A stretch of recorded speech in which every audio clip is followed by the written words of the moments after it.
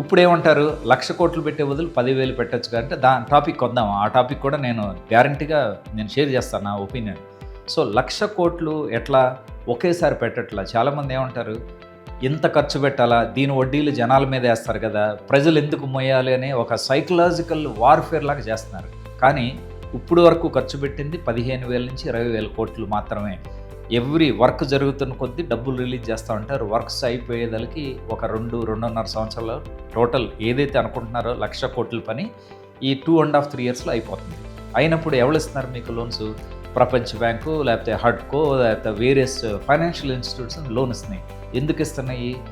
ఒక land develop అయిన తర్వాత దాని వాల్యుయేషన్ అనేది పెరుగుతూనే ఉంటుంది. ఇప్పుడు రాజధానిలో మీరు కోర్ క్యాపిటల్ ఎక్కడని ఒక ఎకరం కొనడానికి ట్రై చేయండి, 5-7 కోట్లు అని చెప్తారు. ఇప్పుడు ప్రస్తుతం ఏం డెవలప్మెంట్ లేకుండానే. కానీ 2 ఏళ్ల తర్వాత ఇదే డెవలప్ అయితే కనీసం అది మినిమం ఎంత లోయెస్ట్ వేసుకున్నా 10 కోట్లు అనేది గ్యారంటీగా అనుకోవచ్చు. అంటే 5,000 ఎకరాలు 10 కోట్లకి అమ్మారనుకోండి, ఎంత 50,000 కోట్లు అక్కడే వస్తున్నాయి ల్యాండ్ అమ్మితే. బ్యాలెన్స్ 5,000 ఎకర్స్ లాస్ట్లో పెట్టుకుని అమ్మారనుకోండి, కోకాపేటలో 150 కోట్లు పర్ ఎకర్ వస్తే మాకు అమరావతిలో రాజధానికి 15 కోట్లు ఏం రావా? Just think.